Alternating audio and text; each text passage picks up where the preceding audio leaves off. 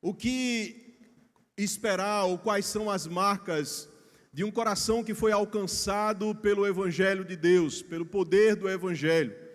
O que é que caracteriza? Aqui nós não queremos trazer as orientações de atitudes morais, porque muitas vezes nós podemos ter atitudes morais, éticas, e aos olhos humanos parecer estar tudo bem, quando na verdade o nosso coração destoar daquilo que nós estamos fazendo. Porque sabemos muito bem que Deus ele olha para o nosso coração e Ele entende exatamente aquilo que nós estamos prestando em relação ao próprio Deus. As pessoas olham a aparência, mas Deus vê o nosso coração. E nós sabemos que nós devemos demonstrar atitudes que realmente foram de pessoas que foram alcançados pelo Evangelho, mas ao mesmo tempo esse prisma de um coração reto diante de Deus, do qual as pessoas não podem ver, com motivações corretas, purificados de fato pela orientação da palavra de Deus. E o coração do homem, há quem diga que é terra que ninguém conhece, né? Todo coração, cada mente, cada pessoa tem as suas características, as suas individualidades, mas nós, o povo que fomos alcançados pela palavra e pelo poder do Evangelho, precisamos nos portar como a palavra de Deus espera de cada um de nós. E se existe algo que é uma característica terrível na vida do ser humano, é o tal do orgulho. O orgulho impede muitas vezes que nós venhamos ter relações saudáveis, não só interpessoal, dentro dos nossos lares, aqui na igreja. E aí uma questão que eu não consigo responder. Nós podemos entender a consequência do pecado em nossas vidas, o porquê que o nosso coração é inclinado, tendo a sua origem lá em Gênesis, mas quando nós antecedemos esse momento, como explicar aonde a soberba do coração entrou na vida de Lúcifer, aonde ele desejou, aonde ele cobiçou ser igual a Deus? Na primeira carta a Timóteo, capítulo 3, versículo 6, o apóstolo Paulo vai orientar a Timóteo que aqueles que são separados para o episcopado não deveriam ser pessoas neófitas, pessoas que estão dando os primeiros passos na fé, para que não incorra, como aconteceu com o diabo, ensoberbecendo o seu coração. A soberba, o orgulho, a vaidade pode tomar conta do nosso coração. Então, essa questão é uma questão que eu não consigo responder, porque a Bíblia não nos diz como isso aconteceu. Como existiu o pecado nos céus, se nos céus não pode entrar o pecado? É uma questão que de fato eu não consigo responder, mas isso aconteceu. Podemos ver que a vaidade e o orgulho trazem consequências terríveis. Vemos na vida de Nabucodonosor, o homem que se ensoberbeceu pela glória do seu reino, trazendo a glória para si, e orgulho e a vaidade do seu coração. Deus então o pune com a consequência em que a sua própria vida, o seu próprio ser é mudado. E agora ele começa a andar como um quadrúpede, e ele agora se alimenta da relva do campo, e ele passa por um período até que ele reconhece a quem de fato pertence toda a glória e todo o poder. Vemos Herodes ao também se ensoberbecer, ao se vangloriar, e ele ser comido por bichos. Então, a soberba, o orgulho é algo terrível. É algo que, apesar de sermos alcançados pelo Evangelho, é algo que nós precisamos nos colocar aos pés do Senhor para sermos trabalhados dia após dia. E essa é a temática que nós iremos tratar nessa noite. Ego transformado. Quero deixar registrado que tudo que nós iremos compartilhar nessa noite diz respeito a um livro, ou um pequeno livreto do Timothy Keller, com o mesmo título, Ego Transformado, e trazer algumas lições para as nossas vidas, porque eu entendo que a partir de mim eu preciso ouvir novamente essa palavra. Amém? Eu preciso ouvir mais esta palavra. É um livreto do qual nós precisamos sempre retornar para nos submetermos ao senhorio de Cristo. Vamos abrir a palavra do Senhor na primeira carta aos Coríntios, capítulo 3, a partir do versículo 21. Primeira carta aos Coríntios, capítulo 3, a partir do versículo 21. A psicologia vai entender o eu humano, subdividir como o id a área da impulsividade, o ego, a racionalidade, o superego, dizendo respeito à moralidade. Isso diz respeito ao eu. A Bíblia vai falar, já não vivo eu, mas Cristo vive em mim. Mas na prática, Deus tenha misericórdia da minha vida. Eu não sei da sua, mas Deus tenha misericórdia da minha vida.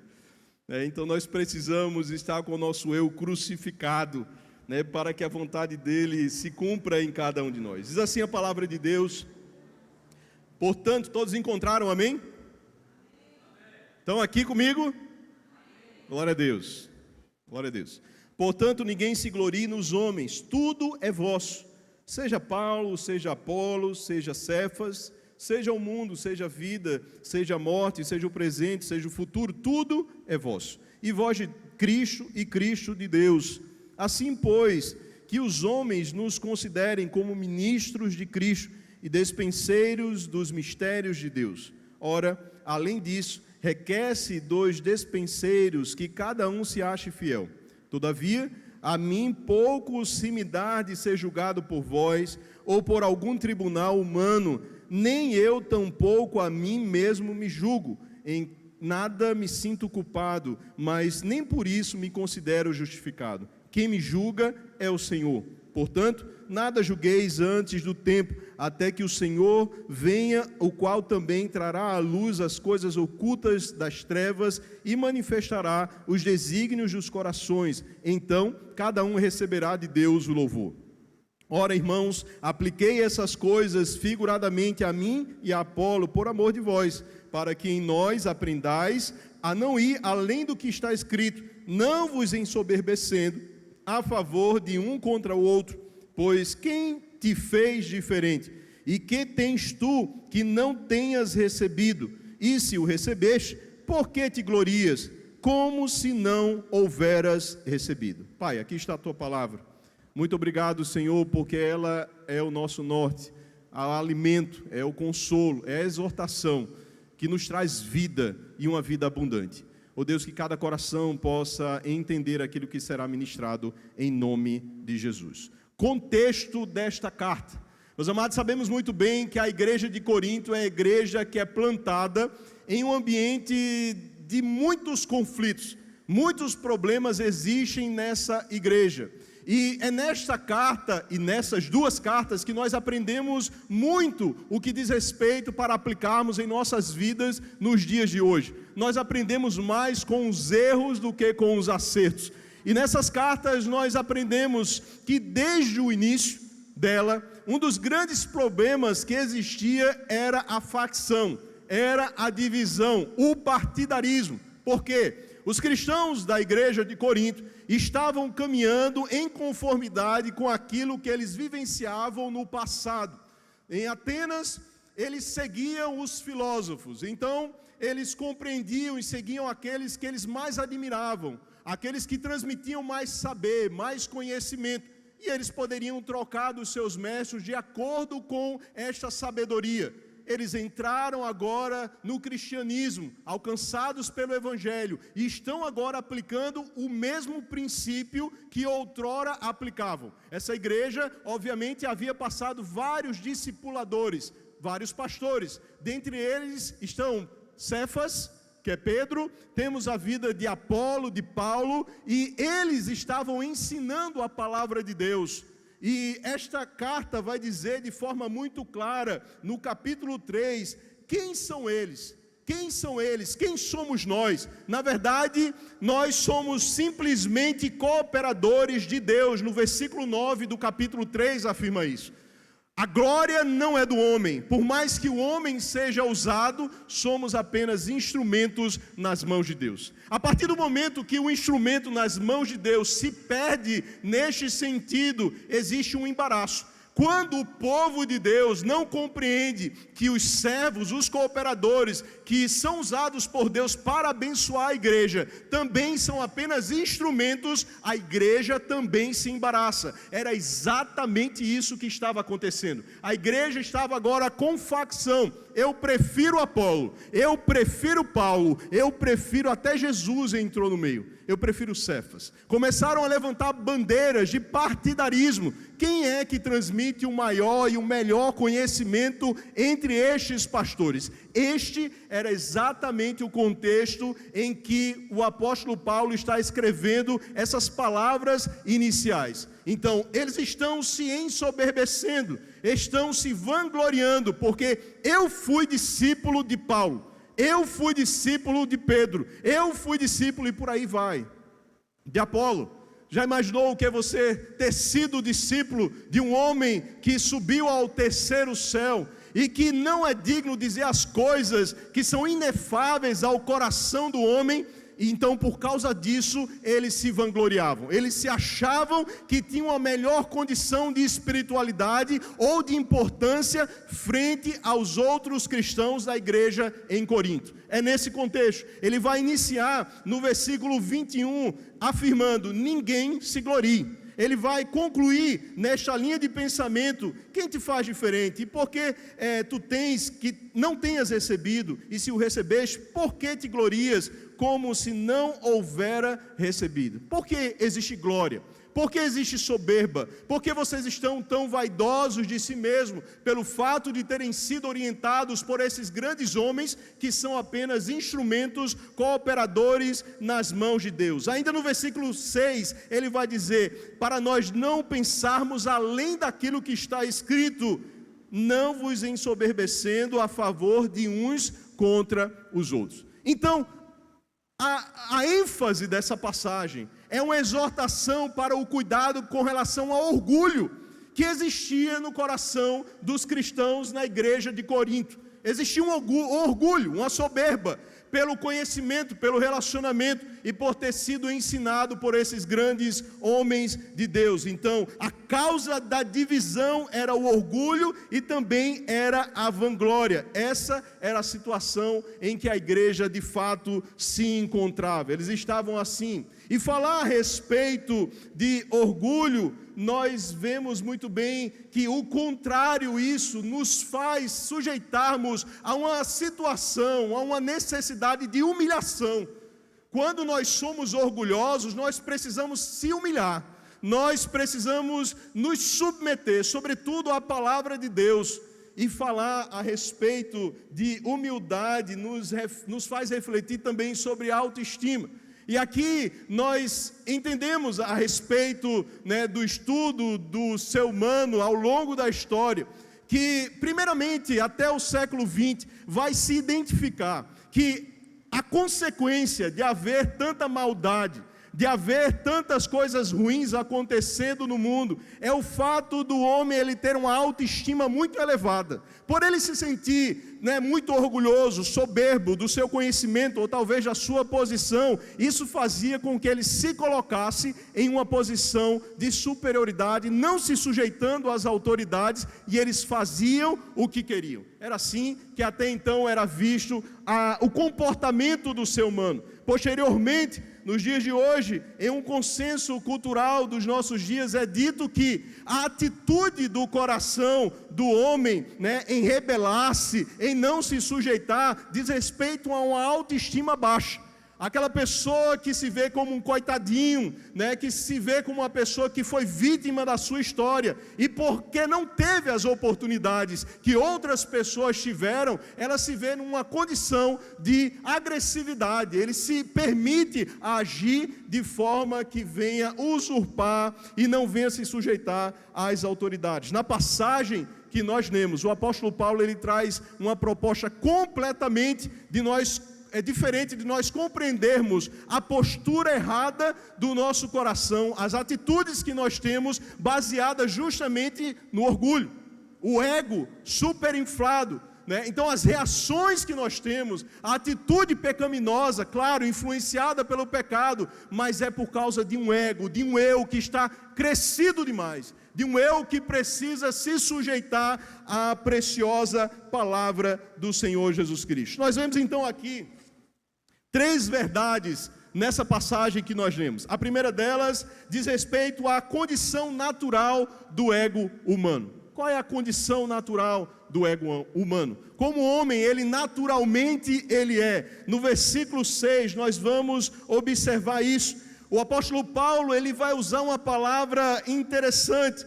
Ele vai usar a palavra psiô, e não a palavra rubris, como é usada normalmente para se referir ao orgulho. Essa palavra no original diz respeito a como se fosse um órgão que está muito inflado. Ele está em uma condição maior do que o normal, ou seja, ele está tão cheio de si, está em uma postura tão avolumada, que ele não está em sua condição natural, não é o tamanho normal. É como se nós observássemos um órgão que está inchado, que estivesse avolumado ou cheio de ar. É essa a palavra que o apóstolo Paulo, ele traz a respeito da condição humana. Essa condição do ego, naturalmente, é um homem que está cheio de si. O homem naturalmente é soberbo. O homem por si só, ele é ensoberbecido, cheio de eu. É muito difícil nós vermos uma pessoa que seja humilde, uma pessoa verdadeiramente humilde, que se sujeite, que esteja em uma postura de fato de sujeição uns aos outros, que não se vanglorie dos seus atos, não se vanglorie da sua posição ou daquilo que ele conquistou ao longo da história. Então, essa imagem de um ego inflado, de um órgão que está distendido, não na sua normalidade, mas cheio de si, nos diz mais 4 verdades. A primeira delas é que o ego humano, ele é vazio. O ego humano, ele é vazio. Há um vazio dentro do ser humano. A palavra de Deus diz isso no livro de Eclesiastes, capítulo 3, versículo 11, onde Deus, ele colocou a eternidade no coração do homem, mas ele não consegue compreendê-lo. Existe uma necessidade do ser humano em se relacionar com um transcendente.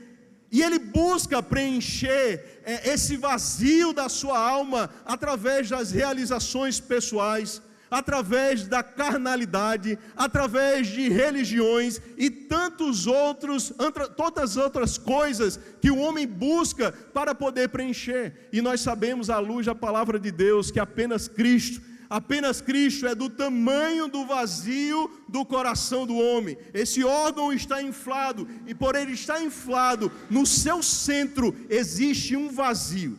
Esse vazio pode ser procurado, ser enchido de qualquer outra forma, mas não conseguirá ser preenchido. Da mesma forma, nós observamos que o orgulho espiritual é a ilusão que nós temos de que nós temos o controle, ou que nós sabemos executar o ministério que Deus confiou em nossas mãos sem depender dele.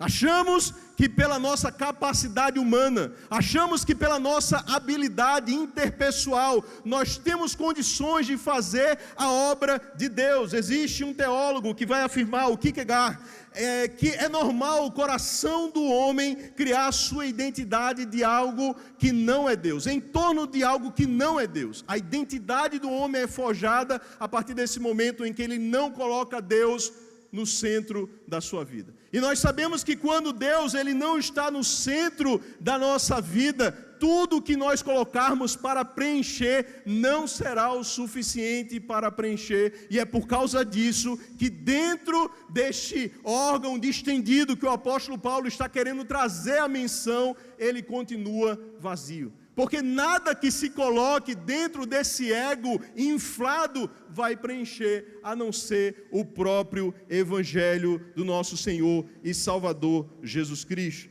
Então o ego, ele busca algo que dê senso de valor, de singularidade, de propósito, e nisso ele se apoia.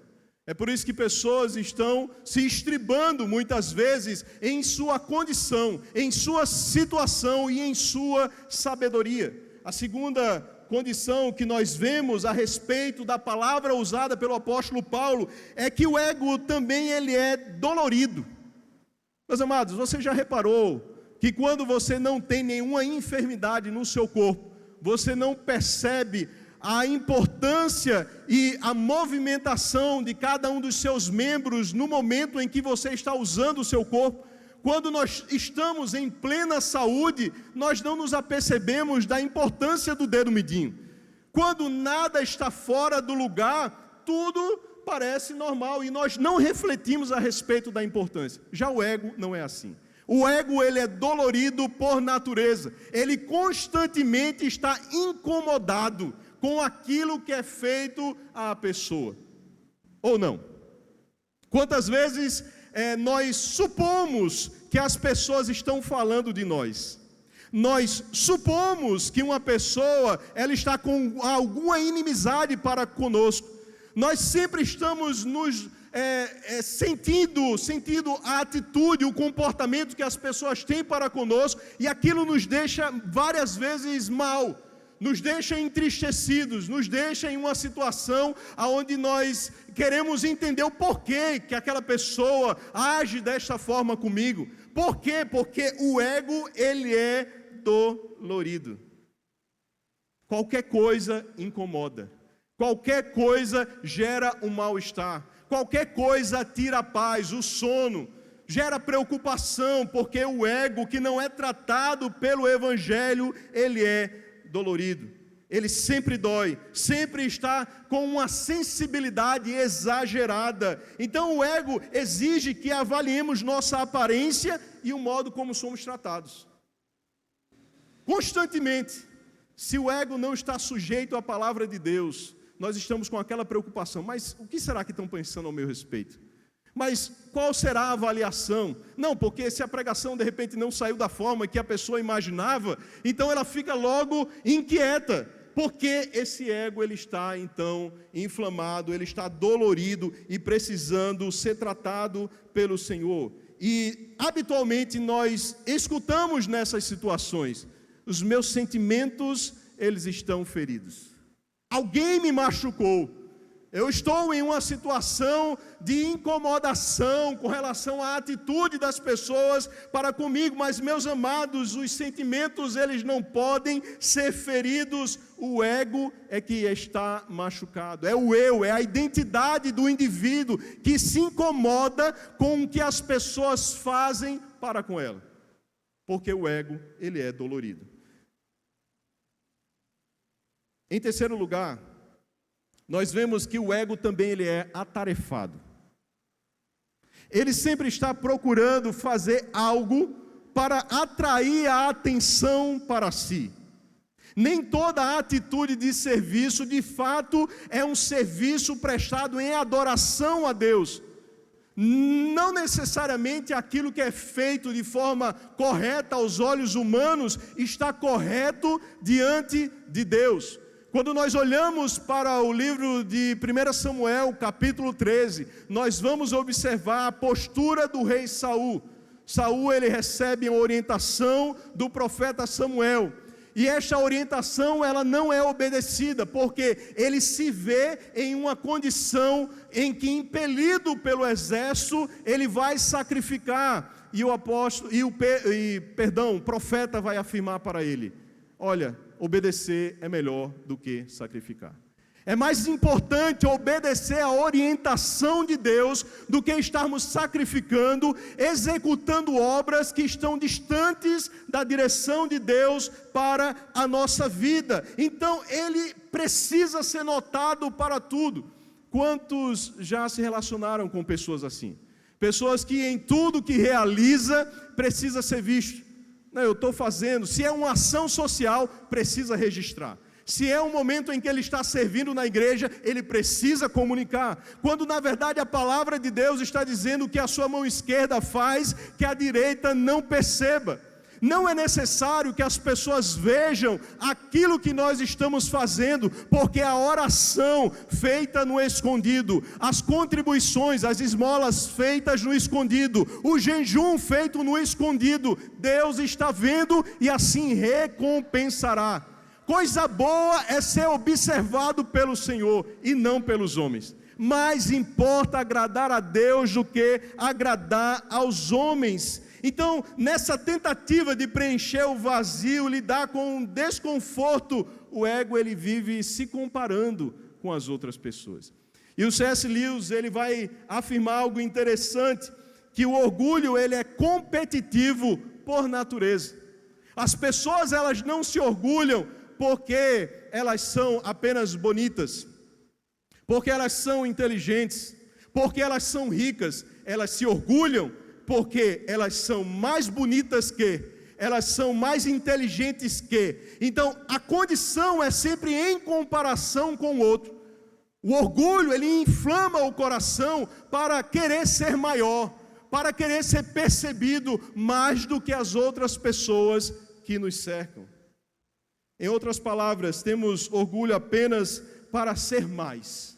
Nós queremos mais. O orgulho que não está sendo trabalhado pela palavra de Deus e pelo Espírito Santo, então requer e exige que constantemente o homem ele queira ser percebido por aquilo que realiza. O mesmo autor ainda vai afirmar que o orgulho é o prazer de ter mais do que os outros. O orgulho é o prazer de se sentir melhor do que os outros. A condição em que se coloca é sempre uma de estar atarefado para ser percebido. Nós observamos em Lucas capítulo 10, a partir do versículo 41, quando as amigas do nosso Senhor Jesus Cristo, Marta e Maria, estão prestes a ter um encontro com o Mestre. Marta se avoluma de trabalho, desnecessariamente. Não era aquilo que Jesus estava esperando dela, mas é aquilo que ela vai fazer. Ela não opta em ficar aos pés do Senhor Jesus, ela não dá prioridade para a presença do Senhor Jesus, a prioridade dela é executar tarefas. Possivelmente, a condição do coração de Marta era esse ativismo, talvez para ser percebida pelo Senhor Jesus. Marta, Marta, uma coisa apenas é necessária, e Maria escolheu a melhor parte. Nem sempre o ativismo dentro da igreja diz respeito a uma espiritualidade saudável. Às vezes nós estamos correndo e presentes, querendo a atenção. Eu estou em todos os cultos, eu estou na meditação da palavra, eu estou na oração, e porque eu faço, eu quero ser percebido. Se eu faço, as pessoas precisam reconhecer que eu sou um homem, uma mulher de Deus. Provérbios capítulo 16, versículo 18, vai dizer que a soberba precede a ruína e a altivez do espírito, a queda. Quando nós nos ensoberbecemos, naturalmente, a consequência dessa soberba, em querer chamar a atenção, é primeiramente que nós temos esse ego vazio, esse ego dolorido, esse ego atarefado. A consequência é a queda. Quando o homem se acha e quer se elevar além daquilo que é dito ao nosso respeito. Em quarto lugar, que nós podemos observar pela palavra usada pelo apóstolo Paulo nesta orientação, é que o ego, ele é frágil. Isso acontece porque qualquer coisa inflada corre o perigo de se esvaziar. A pessoa que é cheia demais de si, vive preocupada se de fato aquela autoimagem que ela criou em torno dos seus afazeres, das suas realizações, do seu ativismo, ela não vai sair de cena, ela não vai deixar de ser percebida. Então é como se fosse uma bexiga que está cheia demais, e a qualquer momento uma pequena agulha pode estourar. Então o ego ele é frágil. A pessoa com complexo de superioridade está superinflada e corre o risco de ser desinflada. A pessoa com complexo de inferioridade já está desinflada, e se ela está desinflada é porque um dia ela foi inflada. Em ambos os aspectos em que os estudiosos da humanidade vão colocar em uma situação em que aquele que tem a autoestima elevada ou a autoestima baixa como uma consequência para as atitudes pecaminosas diante da sociedade, não são a causa do problema. A causa do problema é que esse ego, ele precisa se esvaziar, esse ego, ele precisa se sujeitar à palavra de Deus, porque de outra maneira, o homem vai continuar de forma soberba, andando da forma que ele acha que deve andar.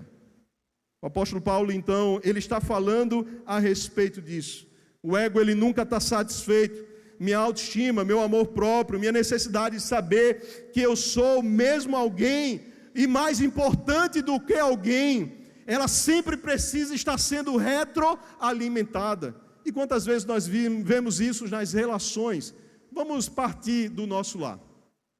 Quantas vezes dentro do nosso lar, por causa do orgulho, muitas circunstâncias não são resolvidas. Por causa do orgulho, não há paz dentro do lar. Por quê? Como a minha esposa bem diz, nós queremos terminar com a razão. Porque nós queremos ter a razão, nós nos apegamos a esse orgulho, e a minha postura, eu não quero dar o braço a torcer. E por causa disso, existe um caos dentro, muitas vezes, das nossas casas. Porque eu não quero ceder, porque eu não quero reconhecer. E muitas vezes você está até certo, mas a sabedoria proporcionada pela palavra de Deus, às vezes exige de nós também que nós nos rendamos, cedamos. É importante, é necessário. As relações são afetadas por causa desse ego que está nesta condição, numa situação inflada. Mas o segundo ponto desta reflexão, a primeira delas é a condição natural do ego humano. A segunda, a visão transformada do eu. Qual é a proposta de Deus para que esse ego ele venha se sujeitar a Cristo e a sua palavra? O que Deus então está ensinando através do apóstolo Paulo? Vamos ler novamente os versículos 1 e 2 do capítulo 4. Assim, pois, que os homens nos considerem como ministros de Cristo e despenseiros dos mistérios de Deus. Ora, além disso, requer-se dos despenseiros que cada um se ache fiel. O apóstolo Paulo, ele tinha um trabalho, um ministério a desenvolver. Ele precisava trabalhar, porque foi para isso que o Senhor o chamou. Foi para isso que o Senhor nos chamou. Nos chamou para servir. E o fato dele precisar trabalhar, ele não se sujeitava à opinião dos cristãos em Corinto. Ele não se sujeitava àquilo que eles pensavam a respeito de Paulo. Pouco importava para Paulo se eles estavam gostando ou não gostando. O chamado era de Deus e ele precisava cumprir aquele chamado. E da mesma forma, Deus ele nos chamou para servi-lo, e questões como essas não devem ser motivo de embaraço. O orgulho inflado, dolorido, esse orgulho que precisa ser tratado por Deus, não deve ser causa de embaraço para que a obra que Deus confiou em nossas mãos sofra as consequências. Nós precisamos nos curvar diante do grande eu sou, nos humilhar. Foi dito, se o meu povo que se chama pelo meu nome se humilhar, ora, primeiro a humilhação, sujeitai-vos a Deus, resisti ao diabo e ele fugirá de vós. A humilhação é o caminho para nós nos achegarmos a Deus. Humilhação. Nos sujeitarmos. O apóstolo Paulo, ele não estava preocupado com o pensamento deles a seu respeito, e pouco importa se ele era julgado. A palavra julgado diz respeito no original a receber um veredito dos coríntios a respeito do trabalho que ele estava executando. Receber um veredito. Perceba que ele está em uma situação em que ele está sendo avaliado pelos cristãos, mas nem por causa disso era motivo de embaraço na vida de Paulo. Paulo ele não estava se embaraçando porque ele entendia o chamado de Deus para com a sua vida. Então Paulo ele não busca nos coríntios, nem em nenhum tribunal humano, um veredito para que ele se sinta alguém. Este é o problema de muitos de nós. Estamos procurando um veredito de alguém para validar aquilo que nós estamos fazendo. Pergunto, quem te chamou? Foi o pastor Egito? Quem te colocou no ofício que você está desempenhando na casa de Deus foi algum líder desta terra? O apóstolo Paulo, ele sabia separar muito bem. Deus me colocou nessa posição. Eu não vou me embaraçar com essas questões, porque o trabalho para Deus é mais importante do que o que as pessoas pensam ao meu respeito. Entender que Deus, Ele está olhando para aquilo que eu estou servindo, apresentando diante dEle, é mais importante. Então Paulo, ele está dizendo que o Evangelho transformou o seu senso de valor próprio. Agora o Evangelho na vida dele é mais importante. Levar em consideração aquilo que Deus pensa ao seu respeito é mais importante. E é por isso que ele vai dizer a Timóteo: procura apresentar-te a Deus. Primeiramente, procura apresentar-te a Deus, aprovado em segundo lugar. Que maneja bem a palavra da verdade, que não tem do que se envergonhar. Essa é a condição de cada um que serve a Deus. Precisamos nos apresentar então a Ele. Então a identidade de Paulo não estava preso à opinião alheia. Ele não estava preocupado com o que as pessoas pensavam ao seu respeito. E falar sobre isso é falar sobre a idolatria da aprovação. Quantas vezes nós estamos necessitados de que os outros olhem para a boa execução daquilo que eu faço? Paulo, ele não se embaraçava com essas coisas. Ele não estava preocupado com isso. Ele não se importava, não se incomodava, e para ele pouco fazia diferença na vida dele, porque ele era um homem que estava sendo e foi tratado pelo Espírito Santo de Deus. Ao que parece, a sociedade humana vai tratar aqueles que estão com a baixa autoestima em uma condição de estímulo. Ele precisa ser estimulado porque o bichinho, ele está meio triste. E aí não é por outra coisa que nos púlpitos das igrejas tem sido pregada palavras de positivismo, não de fé, mas para que o homem olhe para a vida dele e diga assim: olha quanta coisa eu já venci na minha vida, olha quanta habilidade eu tenho e o que eu ainda posso fazer.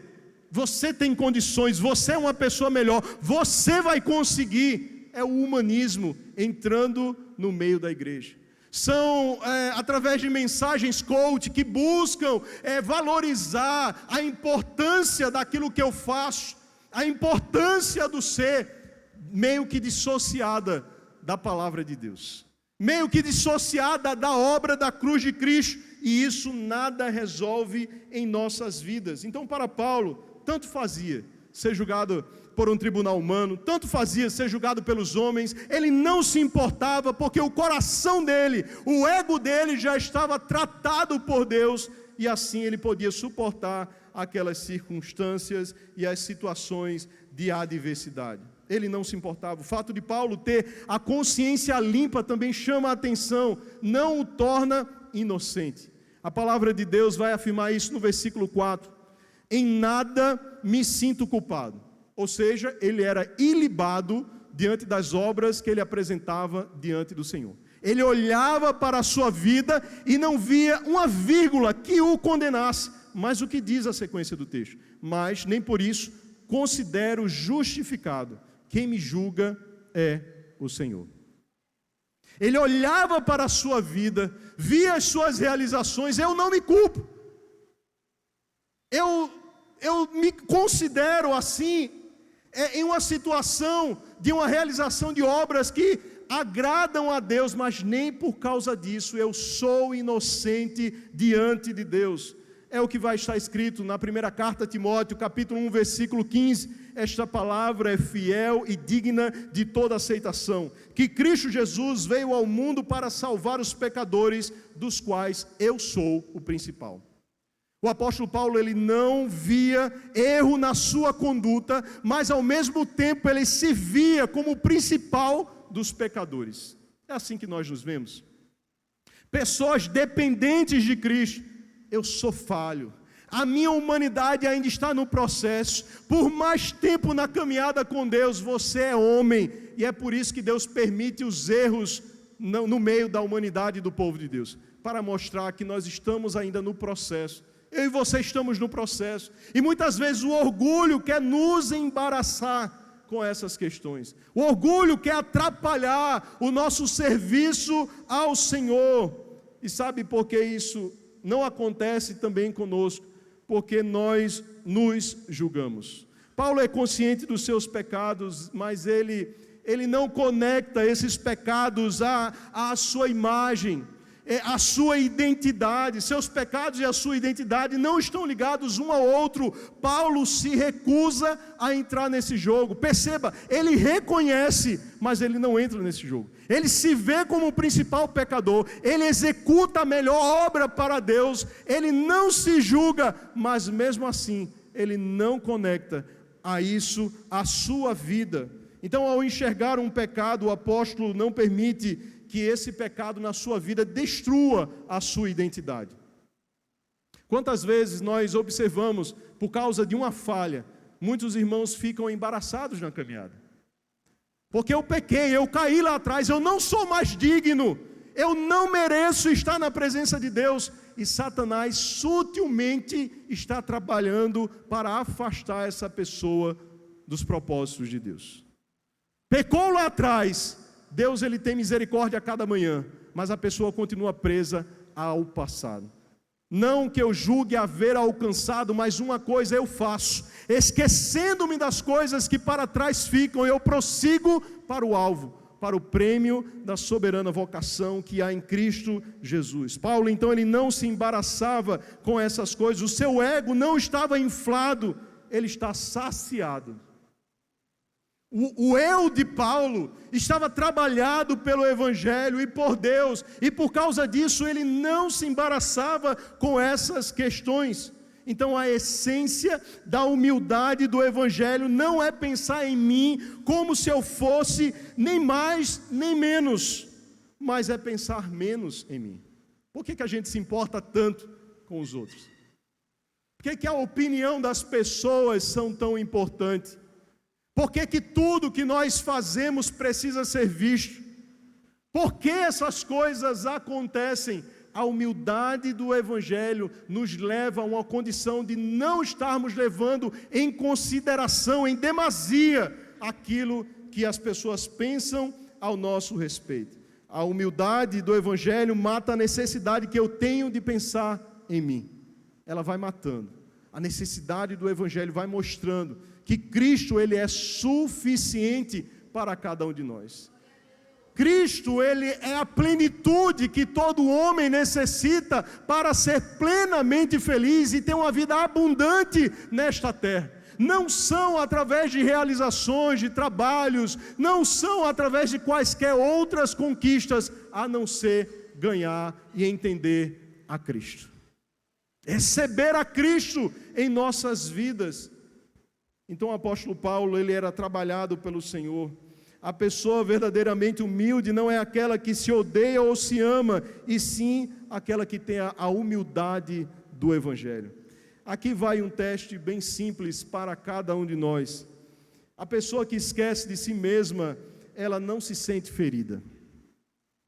Você se fere com a fala das pessoas, você se magoa com um comportamento ou com a não consideração para com a sua pessoa.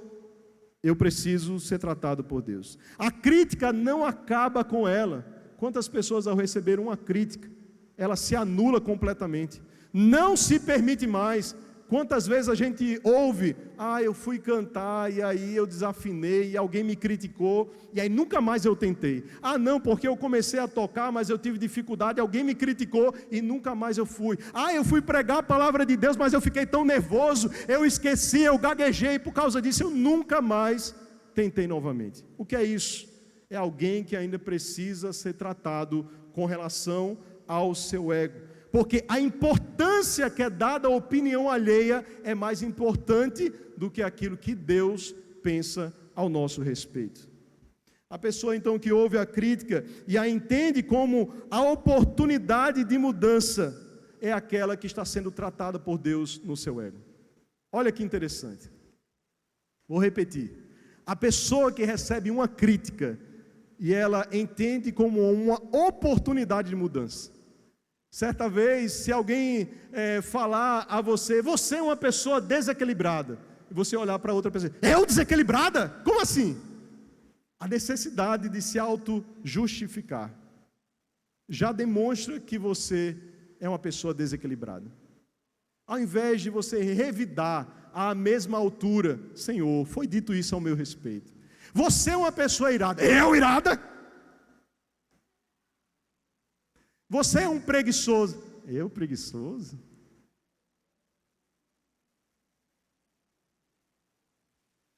Aproveitemos as críticas para apresentar a nossa vida diante do Senhor. Senhor, eu preciso ser trabalhado nessa área.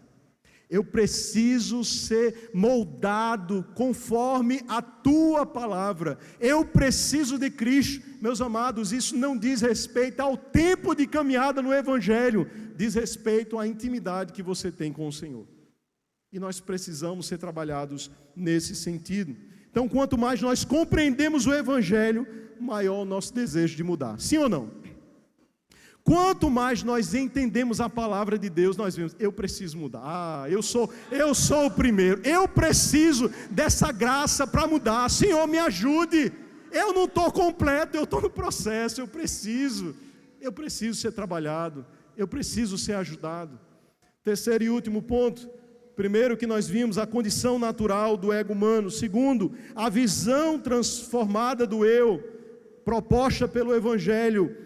E como alcançar então essa visão transformada do eu? O que é que o apóstolo Paulo, ele nos ensina?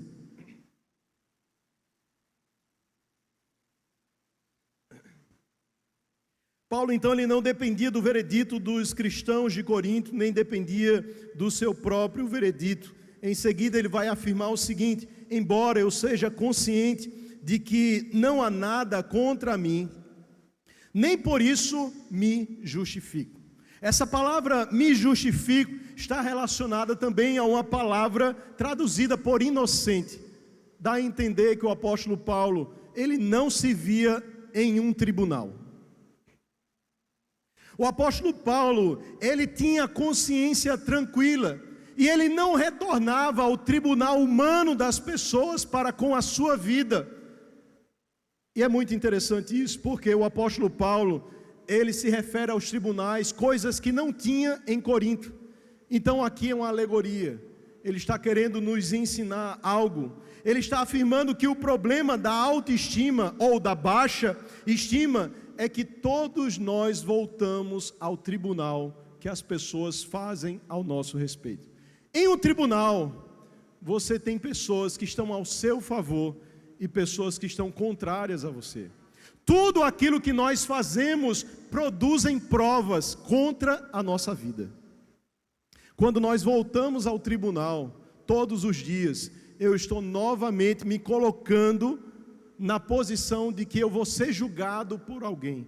O apóstolo Paulo, ele não se sujeita novamente a este tribunal. Em um tribunal, então, passamos por essa situação. No entanto, Paulo, ele nos mostra que ele descobriu um segredo.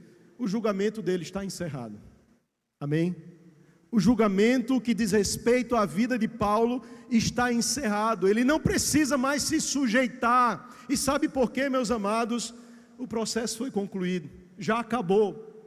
A condenação que existia contra a vida dele já não existe mais. Então, entender isso é poderoso e libertador na vida daquele que segue a Cristo. Entender essa verdade espiritual nos faz nos libertar das opiniões alheias, porque todas as vezes que nós não consideramos que Cristo, ele já pagou o preço por nós, nós novamente somos dependentes da aprovação. E o nosso ego inflado passa por esses mesmos sintomas, inflado, dolorido, atarefado, querendo ser o centro das atenções. Então ele afirma que o Senhor é quem o julga.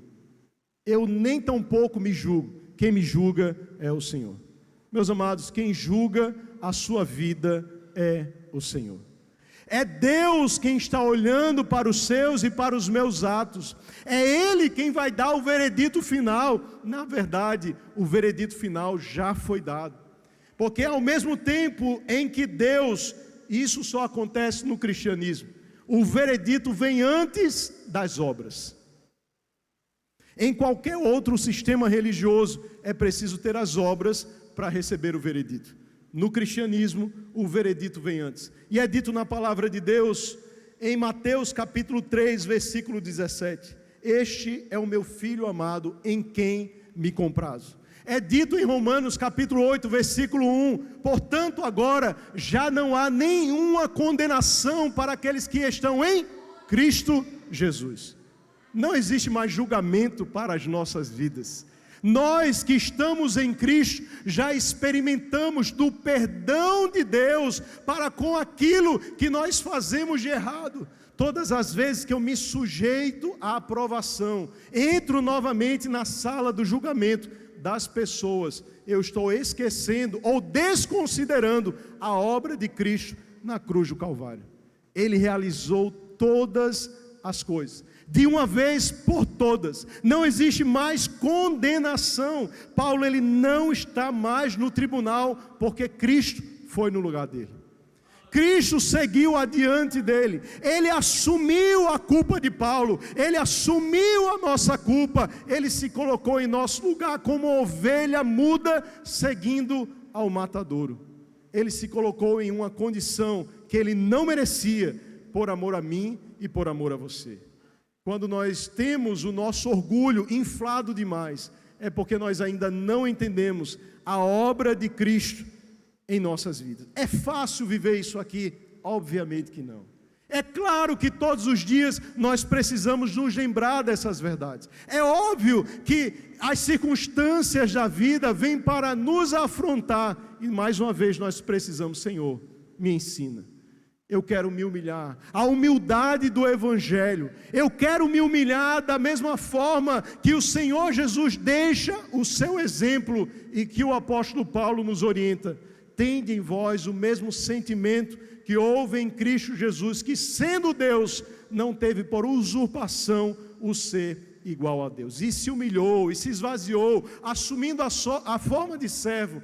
E como servo, ele assumiu a forma de homem, se entregando em nosso lugar. Ele se entregou. Ele quitou a sua dívida. Não importa se as pessoas avaliem o seu trabalho e não gostem, e não deixem o like, mas importa que Deus olhe para nós e veja o nosso coração. Ele está olhando para o teu coração.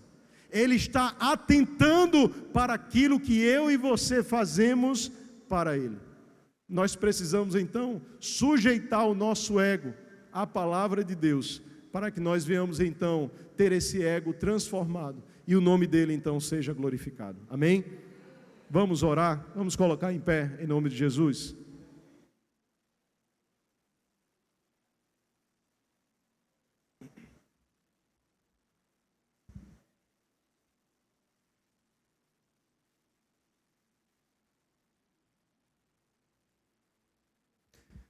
Só você sabe como você está. Eu poderia citar inúmeros exemplos a respeito de orgulho. Eu optei em seguir aquilo que o estudo nos traz de orientação nessa noite. Mas você sabe que você nessa área e eu também precisamos constantemente nos sujeitar a Cristo. Senhor, há orgulho em mim, há soberba em mim, me trata. Porque eu não quero desobedecer e viver uma vida que está indiferente àquilo que o Senhor realizou na cruz do Calvário. Vamos orar nesse momento. Pai, diante da Tua presença, mais uma vez eu quero me apresentar juntamente com a Tua amada igreja diante de Ti. O Senhor conhece a cada um de nós. O Senhor sabe, Senhor, como está o nosso coração, a nossa posição do ego, do orgulho, a nossa postura de altivez nas relações interpessoais, na Tua igreja, no relacionamento familiar, ó Deus, no trabalho. Quanta altivez, quanta soberba, ó Deus, a Tua palavra adverte, o orgulho precede a queda. Nos ajude, Senhor, nos ajude a permanecermos de pé, diante da Tua presença, ó Deus, glorificando ao Teu nome, de uma forma que não venha a haver dúvida